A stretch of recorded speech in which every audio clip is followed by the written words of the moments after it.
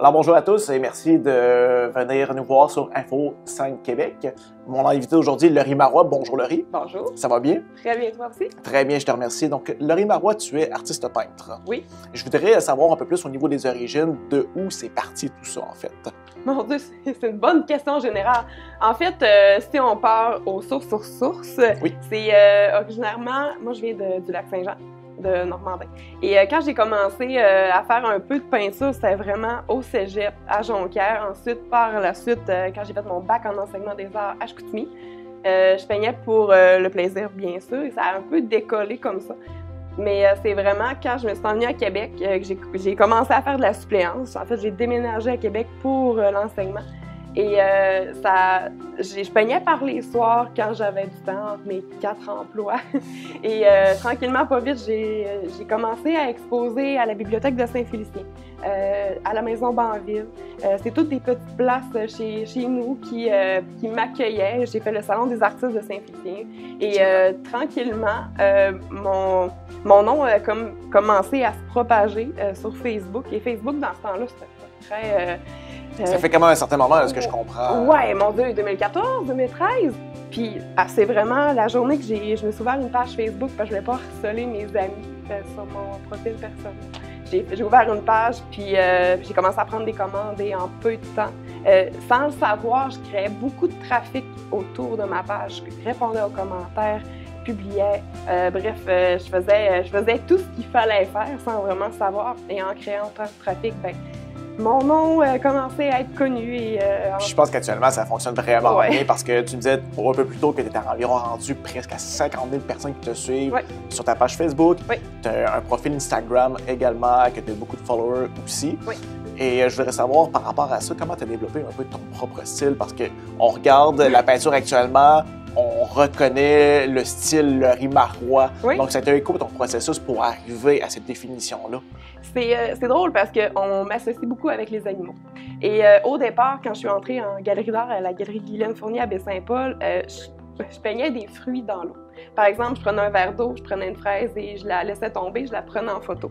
Je vais prendre 250 photos pour n'en retenir qu'une seule et c'est ce que je peignais. Et tranquillement, pas vite, j'avais envie de passer de l'hyper-réalisme à quelque chose d'un peu plus expressif. On me dit un jour, l'erreur dans tes toiles, l'imperfection dans tes toiles va faire que ta toile est parfaite.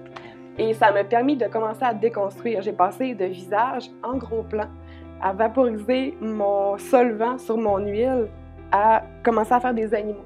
C'est vraiment quand on m'a demandé une vache colorée que j'ai fait OK, je vais l'essayer. Et j'avais une grande influence sur le design d'intérieur.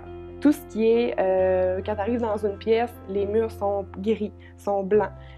Tout est quand même assez neutre, mais tu vas aller puncher avec un coussin, un vase, un cadre, peu importe. Donc, le but, c'est chercher des couleurs à travers ta peinture. Exactement. Fait que ça, c'est le meilleur exemple. Tu as quelque chose de très neutre à la base et je vais chercher un amalgame de couleurs. Et si jamais tu as le goût d'avoir une couleur accent turquoise, ça va être à ton choix. Ça te permet de sortir du ton monochrome de général, de ta peinture, en fait. Exactement. Fait que finalement, quand j'ai commencé à faire des animaux sur ma page, vraiment en 2015, il a commencé à avoir un gros engouement. Il y a eu une explosion. Une explosion, carrément. Oui, c'est ça, on va se le dire. J'en ai fait partie, donc je peux le dire. Puis c'est drôle parce que c'était vraiment le côté technique qui est encore présent au niveau des yeux, au niveau du visage, mais il y avait vraiment besoin de sortir quelque chose, je sais pas quoi exactement, mais un laisser-aller sur la technique plus autour. Il y a un moment où j'avais beaucoup de coulisses, comme j'expliquais tantôt. J'avais du solvant que je vaporisais sur mon huile. Tranquillement, je l'ai amené à l'acrylique et là, c'était de l'eau. Et puis tout ça, en fait, est vraiment une évolution dans le temps. Et comme on voit, les coulisses ont commencé à disparaître. Et là, cette année, curieusement, ça commence à revenir. Ça a l'air d'être... C'est tellement évolutif. Ça va sur ton humeur? Ou... Oh, vraiment! Je pense que chaque sujet, en fait, c'est comment je me sens. Puis tu sais, celle-là, c'était... J'ai passé 1 mois à pas peindre durant le temps des fêtes. J'ai déménagé, fait que j'avais pas le temps de peindre. Fait que quand ça sortit... Donc, c'est quoi? C'est de la rage? C'est quelque chose qui devait sortir? Aucune idée, mais l'important, c'est que c'est comme un filtre, finalement. C'est que selon le sujet, tu le sais comment je file cette semaine-là. Puis j'ai vu dernièrement, en fait, il n'y a pas si longtemps que tu as commencé à développer un élément qui est beaucoup plus poussé au niveau des yeux. Oui. J'ai vu la première fois que ça a sorti, j'ai trouvé ça absolument magnifique. Puis je vois que c'est quelque chose que tu dupliques beaucoup dans toutes tes œuvres maintenant, en fait. Ah, ben c'est rendu que si je fais pas de reflet dans mes yeux, il manque de quoi. Donc maintenant, tu vas chercher beaucoup ce que l'animal regarde, en fait. C'est comme une peinture à l'intérieur de la peinture que tu vas chercher. Oui, une deuxième lecture, je pourrais dire.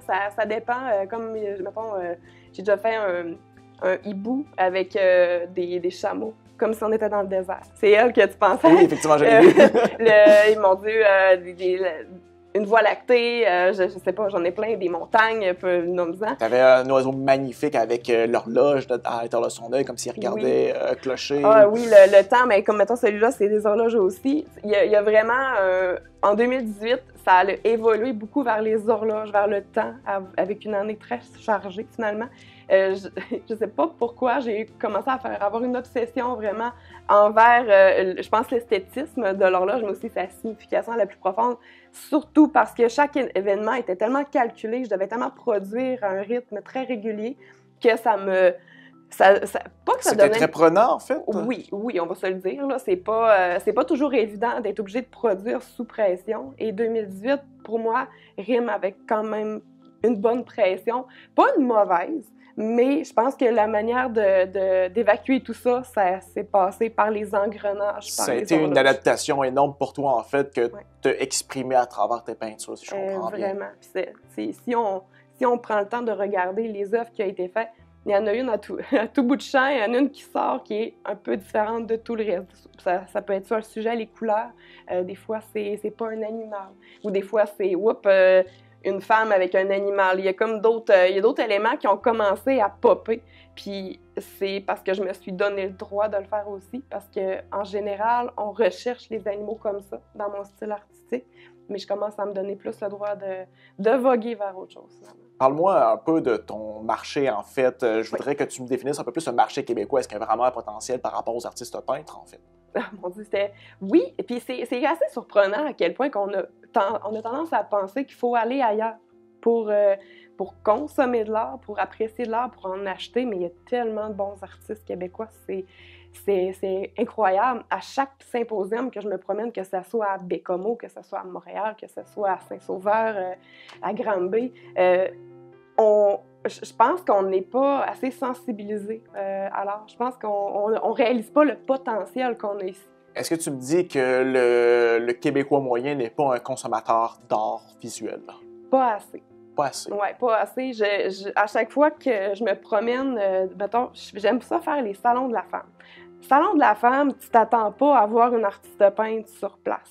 Puis à chaque fois, il y a beaucoup de monde qui me découvre à Ottawa, je connaissais presque pas, puis je détonnais. Puis c'est ce que j'aimais, c'était de leur renvoyer dans la face. Regardez, voyez une œuvre d'art, de quoi ça a l'air en vrai, pas juste sur les réseaux sociaux. Puis c'est drôle du même, j'ai tellement fait broyer du monde l'année passée, parce que les gens s'attendaient pas à voir une œuvre, et quand ils l'avaient dans la face, mais voyons, ça vient donc bien me chercher, puis ils étaient confrontés à des émotions qu'ils ne s'attendaient pas, puis c'est la beauté de la chose, c'est que je trouve que le Québécois moyen ne se déplace pas assez souvent dans les galeries, puis on a tendance à penser qu'en galerie d'art, il faut que tu rentres là, que tu parles pas, qu'il faut que ça soit tranquille. On n'est pas dans une bibliothèque.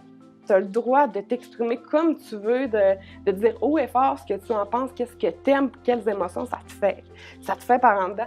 Et j'ai l'impression que plus ça va, heureusement, avec les réseaux sociaux, on est capable d'aller chercher les gens, les amener dans les événements et pas juste pour venir voir les miennes, souvent les gens viennent pour voir des œuvres à moi, mais ils tombent en amour avec un autre artiste, puis ils font « Mais voyons, je pensais jamais aimer de l'abstrait comme ça. C'est drôle, ma mère, la première, elle m'a toujours dit « Moi, j'aime pas ça, l'abstrait. » Puis finalement, elle arrive dans des événements, puis elle fait « Ah, tu vois ça, j'aime ça. » Je fais « En suivant, elle a fini par découvrir un peu plus de différenciation par rapport à tous les styles de peinture, en fait. Oui, c'est ça, exactement. Je pense que c'est quand c'est comme dans n'importe quoi. Tu sais, des choses que « Oh, ça me tente pas trop. » Puis là, finalement, tu te retrouves là, tu fais « Wow, je suis finalement, vraiment ça contente. » va. Oui. J'aime ça. Oui, puis tu pars avec une toile. Voilà. Et puis par rapport à l'international, on a parlé davantage au Québec. Oui. de ce que tu me disais un peu plus tôt, tu vas évoluer à l'international, en France, en Chine également. Est-ce que c'est un potentiel de marché que tu as déjà testé ou c'est vraiment une première pour toi? Ah, c'est une première, carrément. Oui, j'ai déjà vendu, mais je n'ai pas exposé mes œuvres encore proprement dit. Puis, ce qui est spécial avec l'international, c'est tellement un mot qui est large, parce que ça mentionne le monde au complet. Mais c'est de commencer par y aller avec nos cousins français. Moi, je vais commencer là. Je sais que j'ai beaucoup de personnes qui aiment mon travail. Est-ce que c'est grâce à la barrière de la langue qui parle le même langage que nous? Est-ce que c'est plus simple pour toi à ce niveau-là? Oui, sûrement. Sûrement. Oui, parce qu'il va falloir que je me trouve un interprète quand je vais aller ailleurs. Mais je te dirais que la France est reconnue pour son potentiel artistique, culturel. Il y a beaucoup d'événements qui se font. Mais moi, c'est sûr que j'ai beaucoup de personnes qui, sur les réseaux sociaux, me demandent et redemandent d'aller en France. C'est probablement parce que j'écris pas en anglais sur mes publications, puis ça interpelle pas ailleurs, mais que ça se retrouve beaucoup de l'autre côté. Mais je vais commencer par y aller avec une valeur sûre, entre guillemets, puis après, on verra. Puis par rapport à l'évaluation de tes toiles, moi personnellement, tu sais que je t'en conseille beaucoup avec les artistes visuels et ce secteur-là. C'est une question qui revient très fréquemment, les artistes qui débutent, de quelle façon je mets un prix sur ma toile, c'est quoi sa réelle valeur. Donc je voudrais savoir par rapport au talent que tu as acquis à travers les années, par rapport à ton évolution. Là, on a en face de nous une magnifique peinture qui vient chercher énormément d'émotions. Ça serait quoi son prix, en fait? Comment tu l'évalues? Ça, là, c'est la question qui tue. C'est la question que je me fais tout le temps poser, mais je peux pas te répondre le prix tout de suite parce que tout le monde va enregistrer le prix puis il écoutera pas ma réponse. Fait que je vais commencer avec le début. C'est que une toile, quand tu commences une œuvre d'art, tu fais pas juste peindre une œuvre d'art puis ça donne ça du jour au lendemain. C'est du temps, c'est des connaissances, c'est de l'expertise. C'est comme, je mets tout le temps l'exemple de l'emballeur chez IGA, sa première journée, il n'est pas très efficace. Mais après 3 ans, là, il ne regarde même pas, il en fait ça. Fait que c'est l'expérience, c'est tout ce que tu vas chercher, le temps, puis tout ce que tu payes aussi.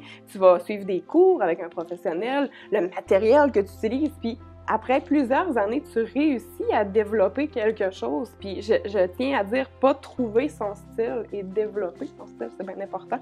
Parce qu'on ne trouve pas notre style sur le bord de la rue, on n'écrit pas. Tu sors pas en prenant un café, tu trouves ton style. C'est un style artistique. C'est ça, fait que tu sais, ce que je veux en venir avec ça, c'est qu'un prix, au début, c'est normal que tu vendes ça 120, 200, et même encore là, mettons, au début, une 16 par 20 pouces, je vendais ça 120 $. Mais avec le temps, avec l'expertise, la demande, le fait que j'ai de la difficulté à fournir la demande, je suis complète des années à l'avance en termes de commandes, une 16 par 20 qui se vendait 120 $ vaut aujourd'hui 720 $ plus taxes. Fait que celle-là, c'est quand même une question piège, parce que je suis une artiste, hein, je pense jamais au prix. C'est une 30 par 40 pouces. Aujourd'hui, en date d'aujourd'hui, tu as 1750 $ plus taxes. Fait que ça nous donne une bonne idée. Je dis aujourd'hui parce que les prix montent assez rapidement. Ça va, par rapport à l'offre d'éléments, tu l'as très bien indiqué, par rapport à ta popularité également. Ouais.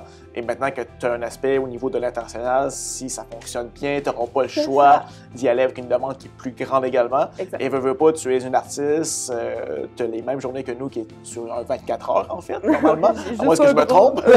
Donc voilà, c'est toi qui produis 100% de ce que tu fais, donc tu peux pas dupliquer du temps. C'est ça, exactement. Tu restes sur les mêmes heures, en fait. Oui, c'est ça. Fait que pour être capable de peindre un nombre de toiles respectable, parce qu'il y a un moment donné où j'avais pas le choix de peindre 4 à 5 toiles semaine pour arriver à fournir la galerie d'art, la galerie Guylaine Fournier à Baie-Saint-Paul, les événements. Chaque événement que j'avais, c'était peut-être un événement par mois. Fait quand même 12 événements par année. Et je me retrouvais dans un événement, je vendais au moins un tiers facilement. Et les jours d'après, les semaines d'après, je vendais la totalité. Fait que j'arrivais au prochain événement avec rien. Donc, c'est pour ça que... Tu serais jamais pris avec tes toiles, en fait. Comment? Tu serais jamais pris avec ce que tu crées. C'est très rare. Tu finis par tout vendre, en fait. Oui, c'est une question de temps. Et si jamais, mettons, il y a une toile qui me revient et que, tu sais, que ça fait 1 an et demi qu'elle traîne puis qu'elle n'a pas de famille, ben je mets du primer puis je fais « Ah, ton temps est passé » puis on passe à autre chose. Parce que des fois, il y a quelque chose dans l'évolution de mon style aussi, les gens remarquent que techniquement, je me suis améliorée et celle-là n'a pas de reflet dans les yeux, celle-là, elle n'a pas ci, elle n'a pas ça. Avec souvent, oui, je sais que je ne devrais pas faire ça, mais je pense que chaque toile, si elle n'a pas sa famille au bout d'un certain temps, je passe à autre chose. Mais effectivement, normalement, la plupart de mes toiles, je peins quelque chose, je le vends, c'est une question de semaines, jours. Pour terminer, j'aurais aimé savoir de ton côté, on est embarqué depuis quand même déjà un certain moment dans une ère très technologique. Oui. Il y a des outils technologiques qui sont en place pour aider des gens tels que toi dans le domaine de l'art. Donc, je voudrais savoir par rapport à toi, c'est quoi que tu considères comme étant un bon outil technologique pour les artistes visuels? Eh mon Dieu, il y en a beaucoup. Mais en même temps, c'est comme si on est en période d'ajustement. Tout est d'ajustement et tout va tellement vite, il y a tellement d'outils qui peuvent être utilisés, mais je pense que ça dépend de ton expérience, ça dépend de ce que tu es rendu, ça dépend de ce que tu veux aussi. Oui, mettons, Facebook, moi, c'est ce qui m'a mis sur la map, comme on dit. Mais maintenant, Facebook, avec l'algorithme qui a embarqué depuis plus d'1 an, moi, ça m'a scié en mille. C'est à peine si les gens qui voient mes publications, tu sais, il faut vraiment que je crée du trafic, etc. Instagram est devenu la plateforme qui commence à marcher le plus pour moi. Mais sinon, j'ai plateformes web en tête ou des endroits où est-ce qu'on peut... des sites Internet. C'est dur, j'ai vite comme ça, j'en utilise pas beaucoup, à part les miens, mais je pense qu'il y a un manque quand même. Il y a des bonnes idées qui se font, il y a beaucoup de choses qui sont en train de se développer, mais en même temps, c'est la jungle. Tout le monde essaie de créer de nouvelles idées, tout le monde se pile dessus, puis j'ai l'impression que les réseaux sociaux, le web, c'est génial, mais on dirait que pour un artiste, il ne faut pas oublier que ce n'est pas que le web l'important. Il ne faut pas oublier les galeries d'art, il ne faut pas oublier de se présenter. Il ne faut pas oublier que c'est des toiles, c'est de la peinture, c'est concret, c'est tangible, c'est pas seulement une belle photographie. Faut utiliser les plateformes qui nous ressemblent, qu'on veut utiliser, mais rendu là, je pense que ça appartient à chacun. C'est de permettre d'utiliser des outils qui vont te permettre d'aller de l'avant, autant au niveau physique qu'au niveau web, en fait. Ouais. D'essayer de juxtaposer les deux, en fait. Oui, parce que si du jour au lendemain, ma page Facebook, j'ai eu un bug, je n'étais plus administratrice de ma page. J'étais plus là. Fait que ça a donné que j'avais une de mes amies que je l'avais mis administratrice, puis une chance. Sinon, j'aurais tout perdu. Wow. Du jour au lendemain. Puis je me dis, au moins j'aurais eu la galerie, au moins j'aurais eu les événements, les symposiums, etc. Mais tu sais, il faut mettre plusieurs cordes à son arc. Il faut être capable de jouer un peu dans plein de sphères, mais sinon, c'est... C'est de ne pas mettre les œufs dans le même panier, en fait. Excuse-moi, mais je pense que c'est le terme que tu cherchais.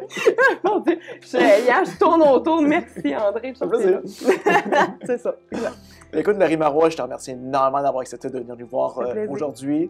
Je te souhaite beaucoup de succès pour tes projets futurs. Donc là, je vois que la visée est vraiment à l'international. J'espère que ça va être un franc succès pour toi et que tu vas évoluer loin. Moi, je continue à te suivre et voir et admirer chacune des œuvres que tu produis. Merci. Donc, une excellente soirée. Ouais.